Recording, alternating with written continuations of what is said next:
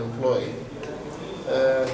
thousands of graduates who are jobless, brilliant, hungry, angry, give them intensive training and incentives, and be kind of employees of the anti-corruption agencies through the whistleblower scheme. And now I'm talking about a horde or a core of committed, educated Nigerians who will actually pursue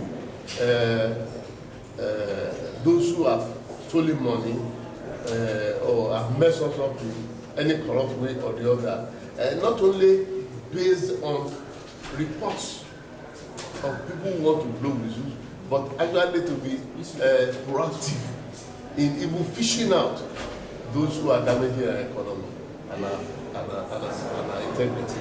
Thank you, sir. Your name, sir? My name? Professor Femi Odekunle, a member of the Presidential Advisory Committee, and a professor of criminology.